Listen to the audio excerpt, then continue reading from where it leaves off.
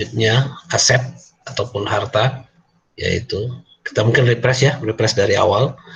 Dari kas kita sudah bahas kas ya, itu kompetensinya rekonsiliasi bank sama buku kas kecil impress system ya kan, itu 2 tuh kompetensinya. Yang kedua kita masuk ke piutang, di situ ada aging schedule ya kan, piutang.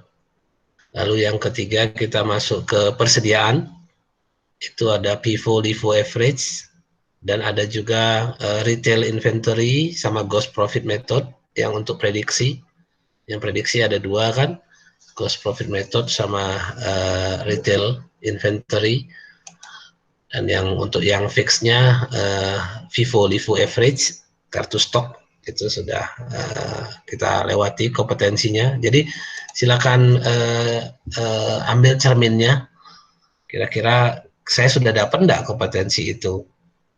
Kalau belum dapat kompetensinya, ya latihan lagi. Cari lagi caranya latihan seperti apa, latihan ataupun soal yang bisa membuat kompetensi itu kamu dapat. Ya.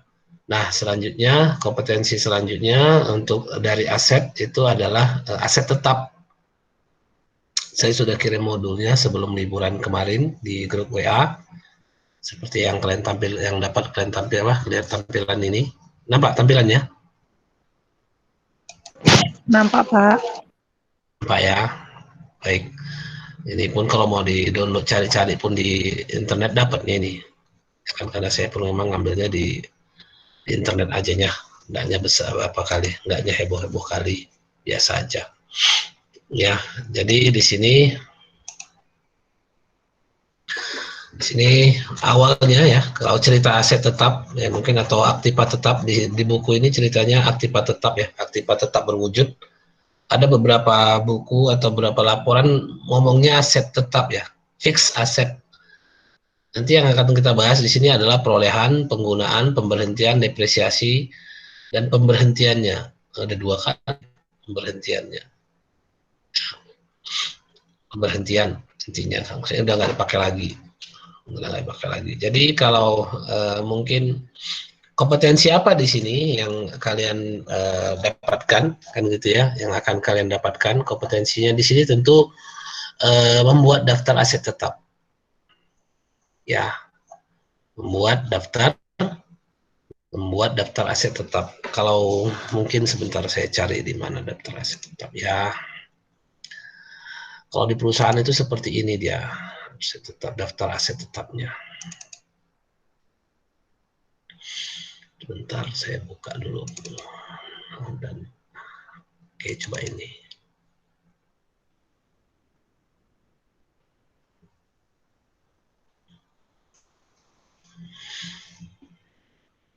Biar bisa.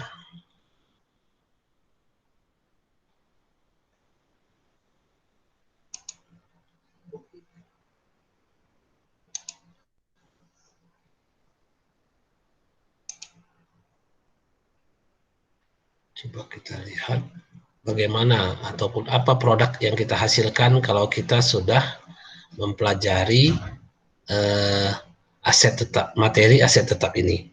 Itu maksud saya.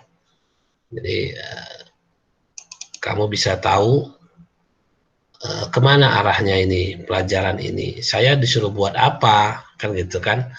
Saya disuruh buat apa produk yang bisa saya hasilkan, kan gitu bahasanya.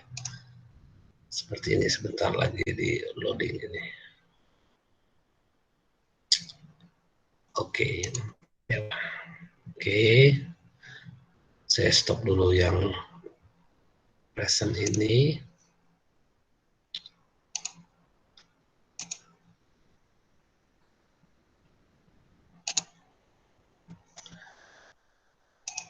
Coba kita stop dulu yang ini, kita ambil biar dari awal kamu sudah tahu sebenarnya mana ujungnya ini, kan gitu ya. Nah, seperti inilah daftar aset tetap itu. Mungkin saya kecilkan dulu ya.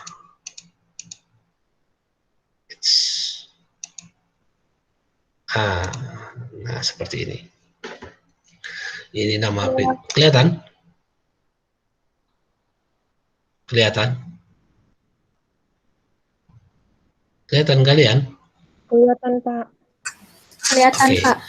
Ini namanya, perusahaannya namanya PT Adil Utama. Ini daftar penyusutan aset tetap periode 1 Januari 2017 sampai 31 Desember.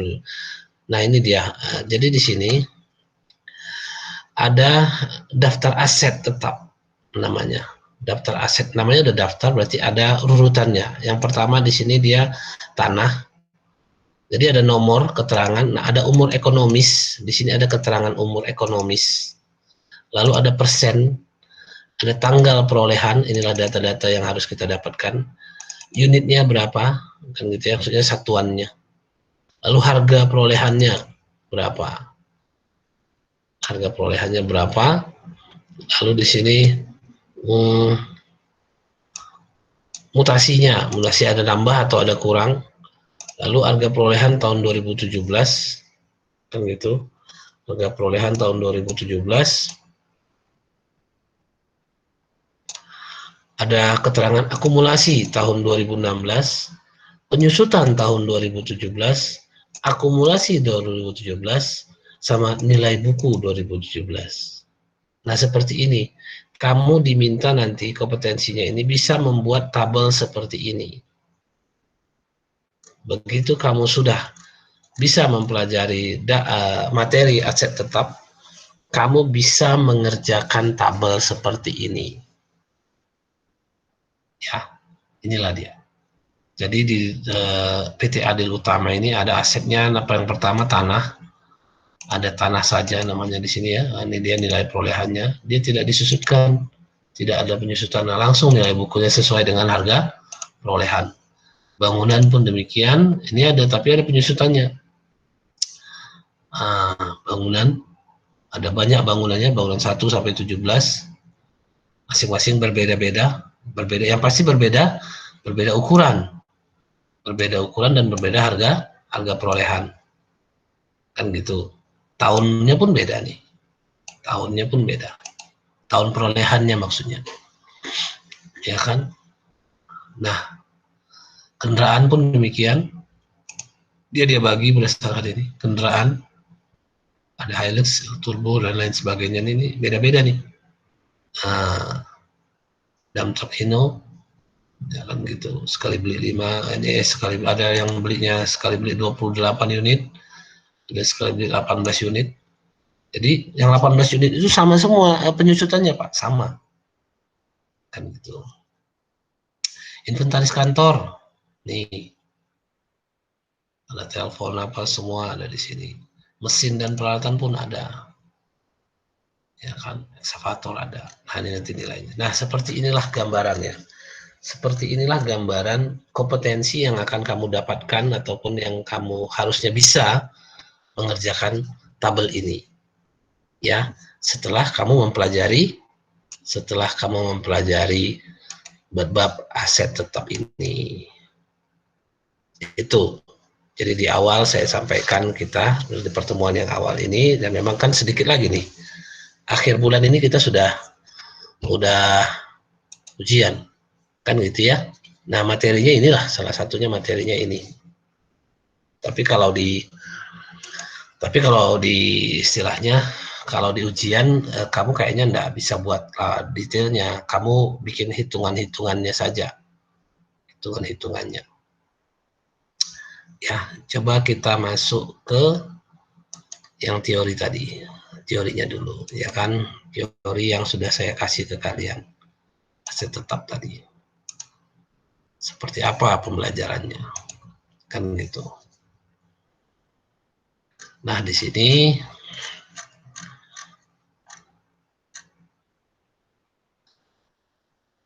pengertiannya kan gitu ya. Pengertian yang dari buku ini ya. Artinya barang-barang yang terlibat dalam usaha perusahaan.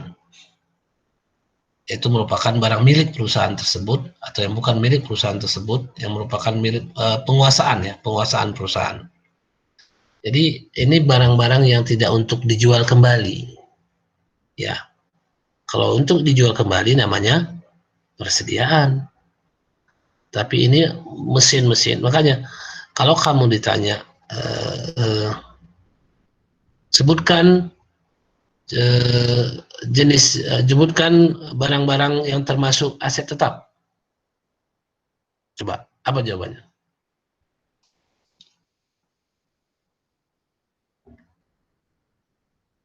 Sebutkan barang-barang yang termasuk aset tetap. Nah, coba, apa jawabannya?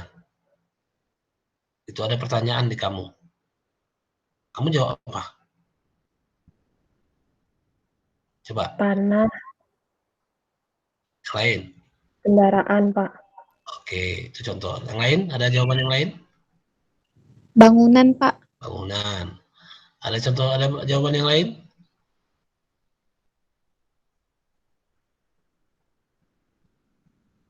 Oke, itu kenapa? Karena kamu baru pertama belajarnya. Makanya kamu bilang seperti itu. Kalau kamu sudah paham, kalau ada orang nanya, apa saja contoh barang-barang aset tetap, kamu harus tanya balik. Perusahaan yang kayak mana, Pak? Gitu. Ya, itu tandanya kita paham. Artinya tanah, Pak, misalnya contoh. Kamu tahu kalau perusahaan developer persediaan barang dagangannya itu adalah tanah persil namanya. Yang tanah sudah di meter-meterin itu, di kapling-kapling, itu sama perusahaan developer perumahan itu masuk kategori persediaan, bukan masuk aset tetap. Kalau kamu bilang tanah, kalau misalnya kamu bilang kendaraan, misalnya mobil, misalnya sama. Jadi aset tetap sama persediaan ini yang agak beririsan dia, tergantung kan gitu kan, beririsan. Karena kalau kita bilang mobil misalnya, nah, Auto 2000, mobilnya itu jualannya itu, kan gitu ya, Auto 2000. Jadi makanya cara cerdas kita untuk menjawab pertanyaan, sebutkan contoh-contoh aset tetap. Lalu kamu tanya, mau perusahaan kayak mana Bapak? Kan gitu kan. Kalau perusahaan, misalnya perusahaan showroom mobil, tentu mobil servis lah yang jadi asetnya kan gitu ya. Langsung mobil servis dia, bukan mobil gitu aja. Atau mobil servis kan misalnya apa tuh yang mobil-mobil yang dipakai untuk mekanik-mekanik itu perbaiki di tempat, macam THS, Toyota Home Service kan gitu ya. Dia kan ada kendaraannya. Mobil bawa mobil pun ada ya kan. Mobil bawa mobil, itu truk-truk ataupun ada mobil kontainer yang bisa bawa mobil. Nah, itu kontainer jadinya jenisnya. Ya, jadinya seperti itu. Ya, itulah di awalnya kalau kamu mau paham yang namanya aset tetap kan gitu ya, yang namanya aset tetap. Jadi harta yang digunakan untuk kegiatan usaha. Harta perusahaan yang digunakan untuk alat kegiatan usaha. Ya, alat kegiatan. Ada yang nggak jadi alat, ada juga. Ya, tapi umumnya dia jadi alat kegiatan usaha. Paling tidak dia dijaminkan untuk pinjaman ke bank. Ya kan, nah itu bisa. Jadi seperti itu dia. Ya. Jadi di sini di awal disebutkan di sini aktiva tetap atau aset tetap dikelompokkan menjadi dua dulu, walaupun ini secara teori ya. Ada yang berwujud, ada yang tidak berwujud. Ya memang ada aset. Secara umum yang saya tampilkan di daftar Excel tadi itu adalah aset tetap ataupun aktiva tetap yang berwujud. Yang tidak berwujud seperti apa? Itu biasanya di beberapa perusahaan ini jadi apa dia? Jadi permasalahan malah. Ya contoh-contohnya sih secara teori sih enak-enak saja. Apa contohnya Pak? Ada goodwill katanya kan. Ada apa lagi? Contoh aset tidak berwujud. Merek dagang, Pak. Nah, merek dagang, hak cipta. hak cipta ya kan, merek dagang, apalagi yang kemarin-kemarin itu eh, eh, paten kan gitu ya. Paten juga itu bagian dari aktiva tidak berwujud ya, aktiva tidak berwujud. Kalau aktiva berwujud jelaslah barangnya. Bisa dipegang, bisa dirasa secara panca indera. Oke, ini berkaitan dengan karakteristik, kita akan coba lihat. Mudah-mudahan kalian sudah baca lah ini. Mudah-mudahan ya kan, kita berdoa aja kepada Allah Subhanahu wa taala. Mudah-mudahan kalian sudah membacanya. Kita tinggal menjelaskannya saja.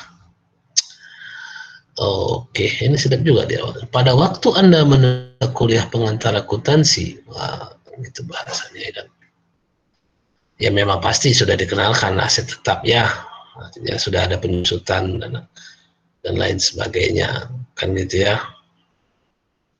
Nah di sini disebutkannya juga memang ada PSAK yang mengatur atas aset tetap, yaitu PSAK nomor 16 edisi revisi 2002. Yang disebutkan di sini, aktiva tetap adalah aktiva berwujud yang dimiliki perusahaan dan digunakan untuk dalam produksi atau menyediakan barang dan jasa untuk disewakan atau untuk keperluan administrasi dan diharapkan dapat digunakan lebih dari satu periode. Itu tadi yang saya sebut. Ada satu periodenya, lebih dari satu periode harusnya ya. Periode akuntansi 12 bulan. Nah, di sini disebutkan. Maka atas dasar pengertian itu mempunyai bentuk relatif permanen, digunakan dalam operasional perusahaan dan tidak dimaksudkan untuk dijual kembali seperti yang saya sebutkan tadi. Ya kan? Nah, kapan pengakuan aktiva tetap berwujud ini ataupun aset tetap? Kapan kita akui dia sebagai aset tetap perusahaan? Ya tentu secara biasa ketika dibeli. Nah, sekarang masalahnya nggak sederhana seperti yang kamu bayangkan bisnis di luar sana ya. Jangan kamu sangka kamu megang duit langsung bisa beli apa saja. Oh enggak. Ya, enggak bisa. Ada duit aja pun enggak bisa, apalagi sekarang ya kan. Mau pergi kemana-kemana aja enggak bisa, walaupun duit banyak, enggak bisa kemana-kemana. Ya kan.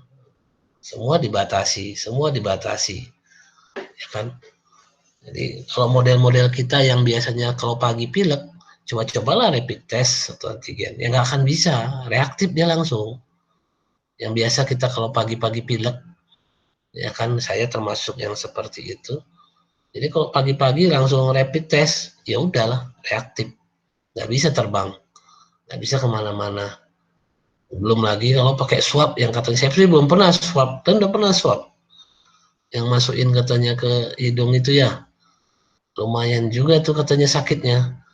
Kawan-kawan yang nyoba semua bilang sakit, ya kan? Semua yang bilang, kawan-kawan saya baru kemarin ya, kawan saya ke Jakarta hari Sabtu kemarin, pas saya WA-WA-an, nggak tahu apa-apa, saya baru dibalasnya, baru swab ini bang, sakit katanya juga, sakit katanya.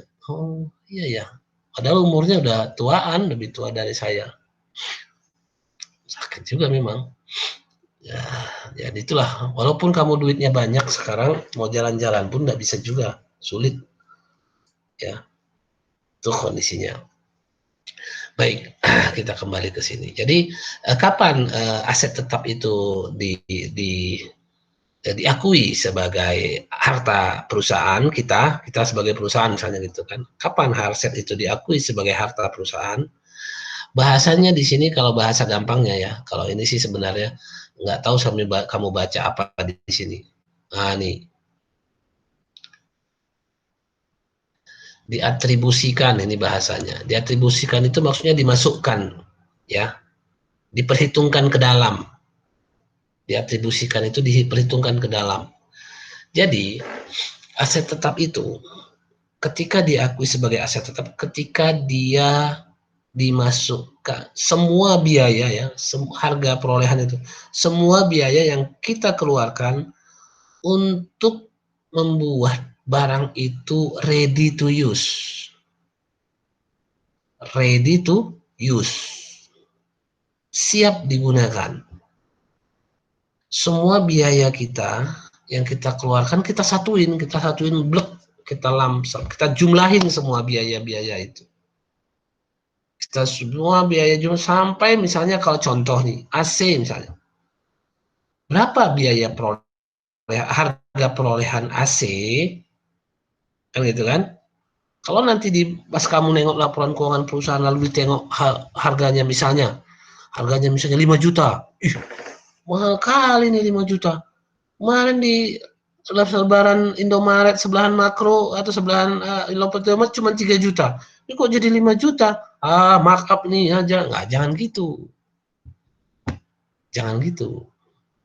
Harga perolehan itu seperti yang saya kasih tahu tadi ke kamu adalah sampai barang itu ready to use. Siap digunakan. Jadi kalau beli AC itu pokoknya semua biaya yang kita keluarkan sampai bisa set hidup AC-nya. Itulah dia. Apa aja contohnya, Pak? Contohnya ya beli AC-nya ya pasti yang pertama harga belinya. Lalu yang kedua ongkosnya ke sana, ke tempat jualannya. Ya kan? Mau bas beli di sana jauh pula kan, harus makan lontong. Bayar lontongnya lagi. Masuk ke harga perolehan, masuk ke harga perolehan. Artinya berarti sebenarnya tokonya jauh. Dia harus ada uang makannya. Ya kan? Kalau pakai kendaraan sendiri, Pak, oke, BBM-nya masuk. Lalu sampailah, paling itu kan PP tuh, pulang pergi. Itu masuk ongkosnya, Pak, ke harga AC, masuk ke harga AC. Sampailah ke kantor, ke tempat kita, ke perusahaan kita. Ongkos pasangnya berapa? Nambah daya listriknya lagi, Pak. Bagi semua biaya-biaya yang membuat barang itu ready to use, itu masuk ke harga perolehan alias bisa diatribusikan bahasanya. Kan di situ kan di buku itu bisa diatribusikan. Artinya bisa diperhitungkan ke dalamnya. Biaya persiapan tempat, biaya peringatan awal, biaya pemasangan, biaya profesional, harga semua dia masukkan. Kalau harga lontong tadi kayaknya enggak di sini. Mungkin ada ya harga lontong. Ya kan. Nanti kita kasih tahu. Kalau misalnya belanja, Pak, kalau bayar lontong, masukkan harga lontongnya. Kan gitu. Nah, jadi semua nilai-nilai itu sampai dia ready to use, itulah yang dimasukkan, disebutkan sebagai harga perolehan. Termasuk bea impor, PPN, semua masuk situ. PPN yang tidak boleh direstitusi, kalau PPN boleh, ya enggak PPN ya jangan.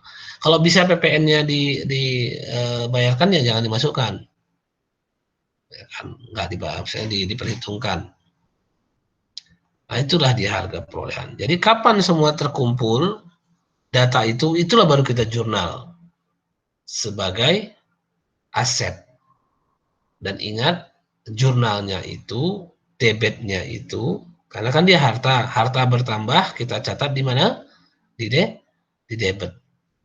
Harta itu langsung namanya. Apa namanya? Jangan ada kata-kata pembelian.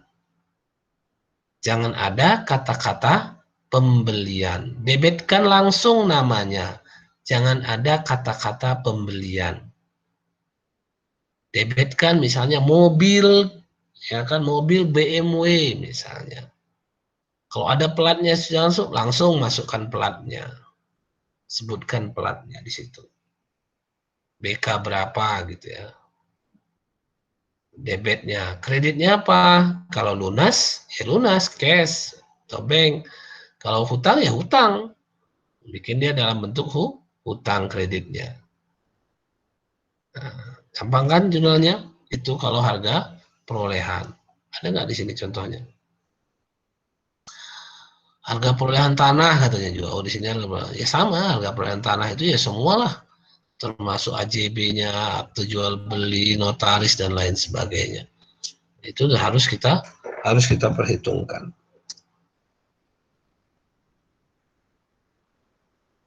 Harus kita perhitungkan. Ya kan? Bentar, kita lihat dulu.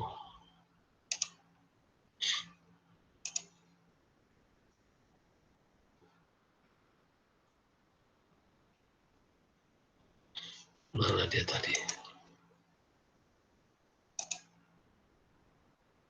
Harga perolehan bangunan pun demikian. Intinya pokoknya yang saya kasih clue ke kamu, yang kasih kata kunci dia di kamu adalah semua biaya yang dikeluarkan untuk mendapatkan aset itu sampai ready to use. Itu kata kuncinya, ready to use. Apapun biaya yang kita keluarkan, kita masukkan aja, kita atribusikan ke situ. Ya, kita atribusikan ke situ. Siapa ini lagi? Ya.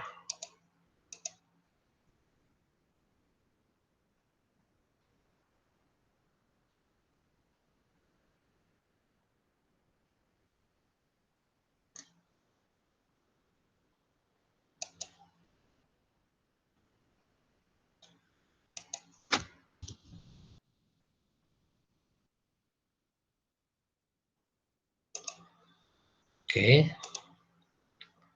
Nih, harga perolehan mesin pabrik, harga perolehan mebel, peralatan kantor, harga perolehan kendaraan, harga perolehan alat-alat kecil, harga perolehan alat-alat bungkus. Nah, jadi saya dengan semua cara-cara yang di buku ini, saya cuma kasih satu clue ke kamu tadi. Semua biaya yang diatribusikan itu yang bisa membuat ready to use. Masukkan. Jadi bisa saja AC di kantor kamu dengan AC di kantor di sebelah kamu, harga perolehannya berbeda, bisa nggak? Bisa seperti itu. Kondisi itu bisa saja terjadi. Itu tadi dengan macam-macam faktor yang bisa diatribusikan tadi. Lalu cara perolehannya, dapat dibeli bisa, buat sendiri bisa. Nah, kalau buat sendiri kayak mana Pak? Ya sama saja. Artinya apa? Semua biaya yang kita keluarkan untuk bisa menjadi ready to use, itulah harga perolehannya. Walaupun kita buat sendiri, upah tukang, bahan baku, lain sebagainya, itu semua masukkan ke situ. Kapan itu jadinya Pak? Kita bukukan, kita jurnal, kan gitu ya. Ya ketika sudah selesai, bisa ready to use. Jadi tanggal penjurnalannya itu kapan Pak? Ketika ready to use. Barulah bisa kita jurnal sebagai aset tetap. Ya, barulah kita bisa jurnal sebagai aset tetap. Itu ya kata clue-nya. Artinya sampai dia bisa digunakan secara full, secara wajar, itulah baru kita jurnal sebagai aset tetap. Ya.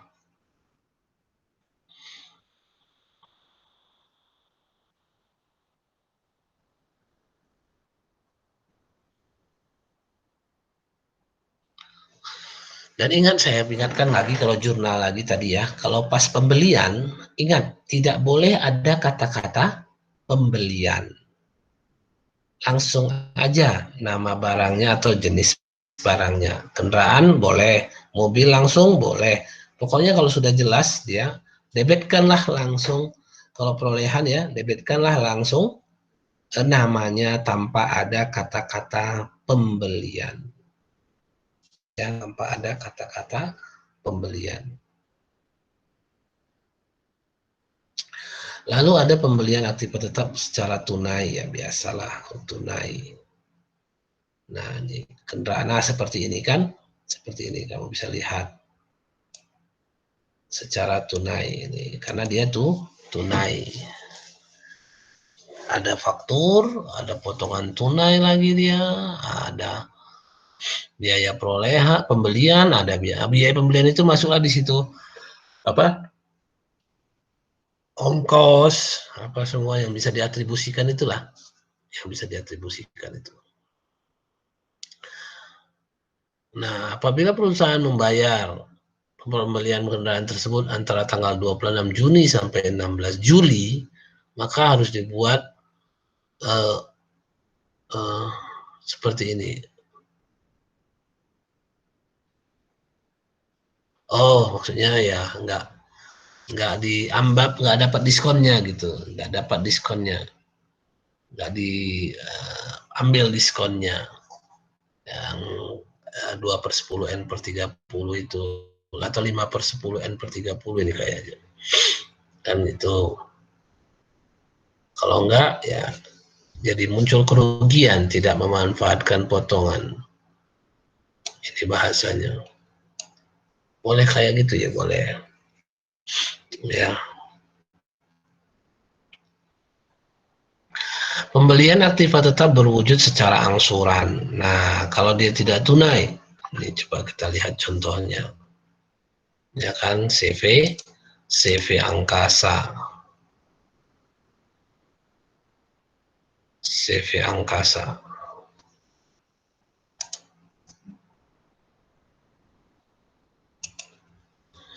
Membeli sebuah truk dengan cara mengangsur. Harga truk jika dibeli secara tunai 25 juta. Bayaran pertama 10 juta dilakukan saat truk diserahkan, yaitu pada tanggal 2 Januari. Kekurangan diangsur 3 kali, harus dibayar tiap tanggal 31 Desember dengan membebani bunga. Ada bunga, nggak suka lah, ceng lah. Ada bunga dia. Nggak boleh gitulah bunga, ya, jangan ada bunga di antara kita, ya kan? Nggak suka saya yang kayak gini. Jurnal yang dibuat, nggak usah perhitungkan bunganya, kita lihat angsurannya aja, ya kan? Kendaraan seperti inilah ketika pembelian, ya kan? Kendaraan 25 juta, utang pembelian kendaraan ini masuk ke hutang apa ya? Utang jangka panjang jadinya ini. Yang utang yang ini. Ini masuk utang jangka panjang dia. Kenapa? Karena lebih dari setahun. Ya, karena lebih dari setahun.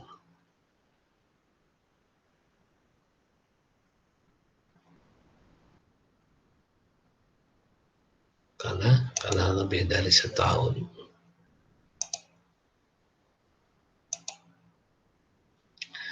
Lalu, nah, setiap tanggal 31 Desember kita bayarlah hutangnya, cicilnya.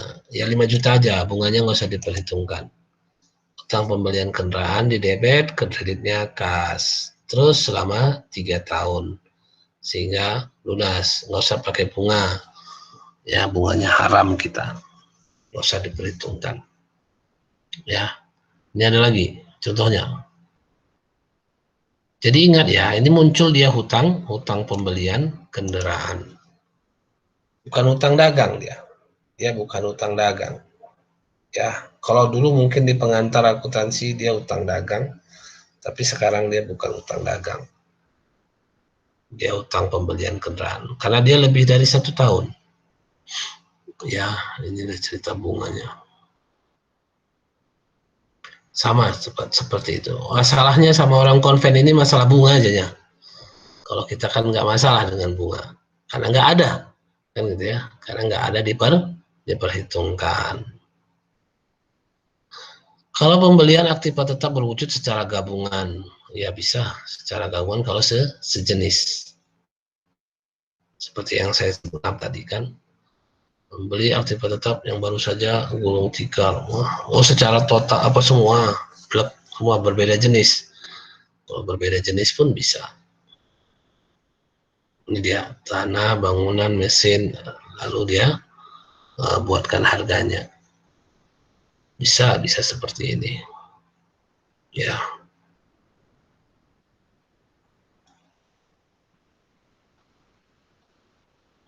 Oke, ini teorinya mengharapkan ada penghematan, memanfaatkan fasilitas yang mengganggu, mendapatkan suatu aktivitas tidak berwujud dengan kualitas baik, tidak ada pihak lain yang menyediakan aktivitas. Oh, gitu ya.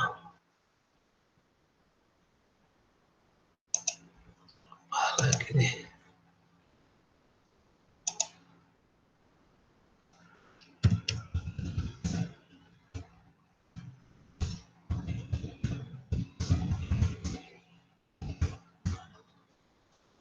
Oke, ada pula alumni kalian datang ini. Katakan. Sebentar, saya tekan dulu ya. Ini jam, oh udah 11.30 ya. Kita sampai jam berapa? Sebentar, saya tekan dulu sama, saya naikin apa dulu ya, naikin skripsi senior kalian.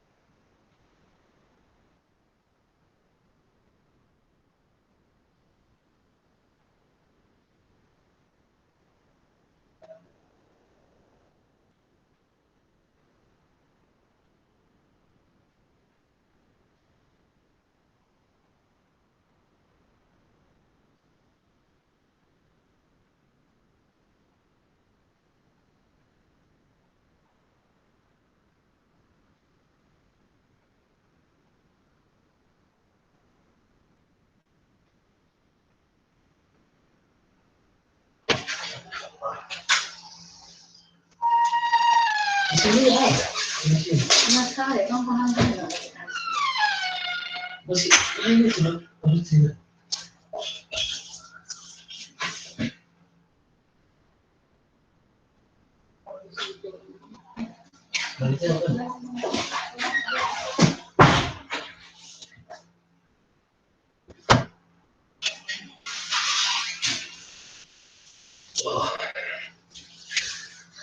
Oke, kita lanjut. Masih di tempat Glenn? Mana orangnya nih? Udah pergi semua? Masih Oh, satu, Pak. dua, oh, tiga. Oke. Ya, senior alumni kalian tadi udah datang. Memang harus ngurus ijazah. Siapa namanya? Si Sufi.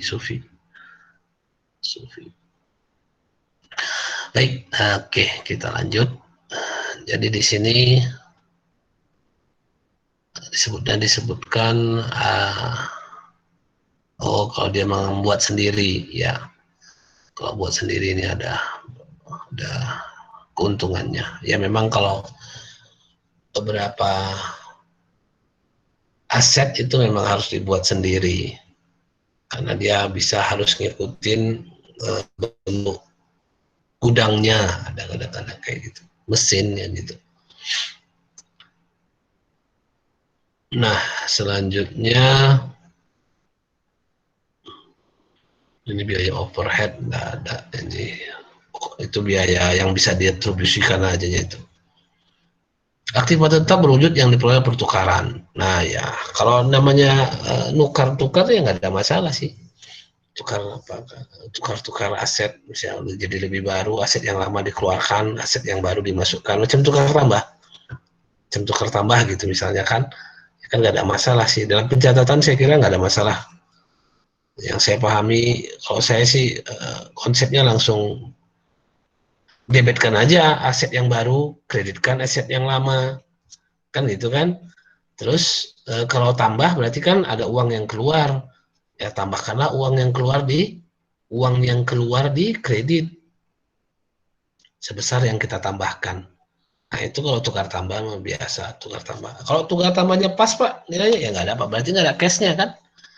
Masuknya aset tetap misalnya mobil BK sekian, keluarkan aset tetap mobil BK sekian, debit masuk, kredit keluar. Kalau nilainya kebetulan sama. Kalau beda ya tinggal disesuaikan saja. Tinggal sesuaikan aja, tambah kalau kita yang nambah. Kalau kita yang nambah uang keluar berarti tambahan kan gitu ya. Tambahan cash berarti cash dia debit kreditnya.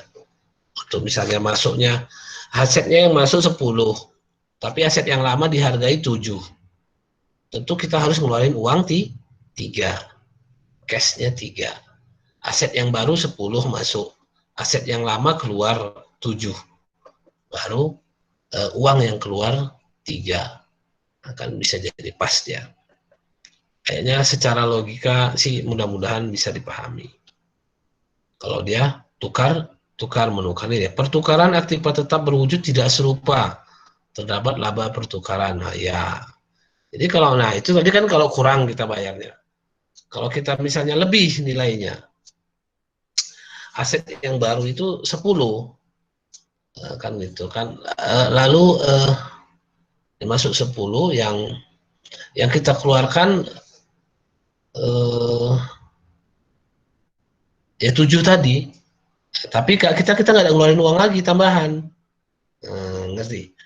Nilai yang kita keluarkan, aset yang kita keluarkan nilainya 7. Tapi yang masuk nilainya 10. Tapi kita nggak ada ngeluarin uang. Itu namanya keuntungan atau laba di sini disebutkan ya. Tapi secara bahasa yang saya pahami dia keuntungan. Keuntungan pertukaran aktiva. Kalau dia nggak ada uang lagi, gitu. Kalau nggak ada uang lagi, ini kan karena dia ada uang lagi nih. Ini dia jurnalnya nih. Nah, ini dia jurnalnya. Ya. Masuk 26. Kan gitu kan. Tanahnya dibeli 26. Kita beli tanah pakai truk ini. Kalau transaksi yang saya sorot ini beli tanah pakai tukar dengan truk. Tanah masuk 26, truk keluar 20, akumulasinya diperhitungkan di debit 5, ya kan? Lalu ada namanya disebut keuntungan ya. Uang yang dikeluarkan 10. Uang yang dikeluarkan 10 cuman berarti ada keuntungan pertukaran aset tetap 1 juta. Ada kas juga nih Pak keluar. Ya, kasnya nggak sebanding dengan macam tadi contohnya yang saya sebutkan. Kalau yang saya sebutkan tadi aset yang kita masukkan nilainya 10, aset yang kita keluarkan nilainya 7, kan gitu. Dengan uang, misalnya uangnya cuma 2, tentu ada keuntungan dari kita. Macam ini dia contohnya. Keuntungan pertukaran aset tetap. Ya, itu kondisinya. Pertukaran aset tetap tidak serupa, terdapat rugi. Oh ya, rugi. Kalau ada untung pasti ada rugi. Ya. Tuh. Jadi inilah nanti pembahasan kalau di tes 3 gitu ya. Kalau yang daftar kemarin itu, daftar yang tadi itu, daftar aset yang di Excel itu, nah itu saya kira itu untuk tambahan nilai, untuk nilai tugas akhir, nilai akhir semester. Kamu harus buat tabel seperti itu. Ya, kamu harus bisa buat tabel seperti itu untuk penugasan, untuk tambahan nilai ujian semester. Ingatkan sama saya ya, atau saya lupa. Ini ada contoh-contoh soalnya. Nah, tinggal tengok aja lah, kayaknya nggak susah kali sih. Ada yang pertukaran aktivitas serupa terdapat laba pertukaran tanpa penerimaan kas. Nah, kasus-kasus kayak gini ya. Ya kan, kendaraan baru, keluarkan kendaraan lama. Ingat ya, akumulasi penyusutannya tetap diperhitungkan. Ini akumulasi penyusutan yang mana, Pak? Ini akumulasi penyusutan yang lama. Ya, yang lama. Yang 7.500.000 ini, akumulasinya ini diperhitungkan, didebitkan dia. Baru selisihnya itu adalah tambahannya. Kasnya 7,5 juta. Ya, seperti ini. Perhitungan aktivitas tetap berwujud serupa, ada penerimaan kas. Oh, ada penerimaan kas, ya sama. Berarti kebalikannya. Kita ada tukar aset, tapi kita nerima duit lagi. Boleh juga. Yang baru lebih sedikit uangnya. Ini aneh juga ini. Ya kan? Masa kita tukar dengan yang baru, kita tukar dengan aset yang baru, tapi kita nerima duit juga. Kan aneh juga sih. Apa ada yang kayak gitu ya? Kita jual barang bekas, kita dapat barang baru, sekaligus dapat uangnya juga. Tambahan itu agak-agak aneh saya rasa. Jarang-jarang lah mungkin ya. Baik. Inilah kasus-kasus untuk perolehan aset tetap. Di sini ada latihannya. Coba kalian kerjakan. Soal yang mana? Soal yang ada hitungan lah. Masa soal yang cakap-cakap. Soal mulai dari yang nomor 8 sampai nomor 10. Ya.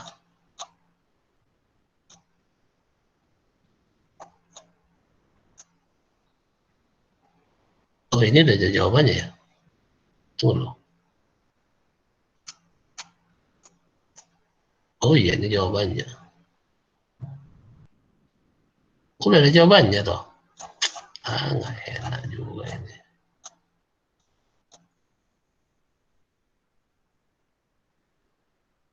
Iya, ada jawabannya ya?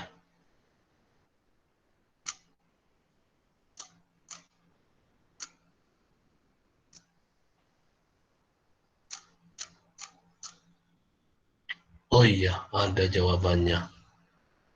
Nggak enak nih. Oh, kalau begitu, kita ubah aja soalnya. Ya kan? Yang nomor 8 sampai nomor 10. Nomor 8 sama nomor 10. Coba lihat. .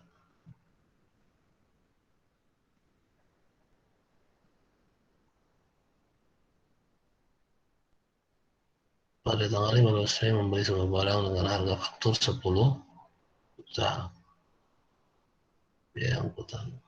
Oke. PT Aneka memberi kredit.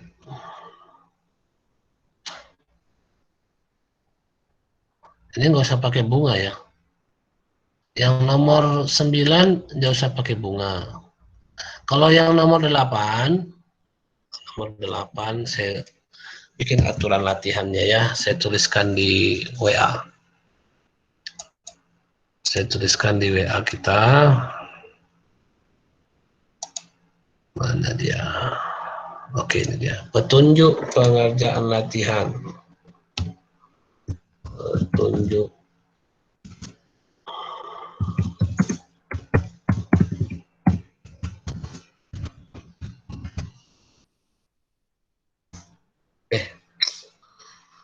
Nomor 8. Harga dikali nomor persen. Nomor 9 tanpa bunga. Tanpa bunga. Nomor 10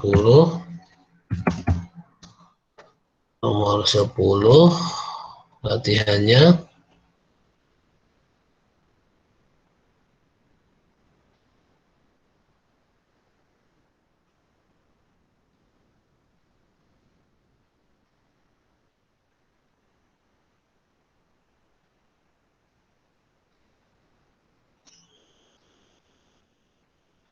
nomor 10 harga perolehan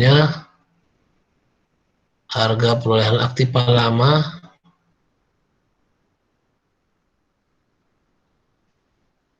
harga perolehan aktiva lama 1 juta dengan nilai buku 16. Harga aktiva barunya ya. Harga aktiva baru nomor 10, harga aktiva baru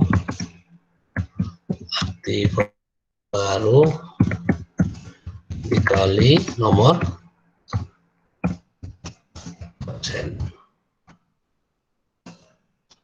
Harga aktiva nomor 10 itu harga aktiva baru dikali nomor. Kalau ada yang nomor 9 sama aja. Ya, yang nomor 9 kita samakan aja. Hitunglah dengan tanpa bunga. Seperti apa? Ya. Paham kira-kira latihannya? Ini halaman berapa nih di sini? Ada halamannya nggak sih? Halaman 130 ya, 1.30 sama 1.29 dan 1.30 ya. 1.29, 1.30 itu halaman latihan kita. Kita bahas nanti di perhitungan selanjutnya. Ya. Ada yang mau ditanyakan mengenai penugasan? Ada aja orangnya semua nih. Kok cuman si Wardah saya tengok. Yang lainnya mana? Ada semua? Ada, Pak. Ada, Pak. Ya. Oke, coba. Ya, saya kira itu kita akhiri dengan hamdalah.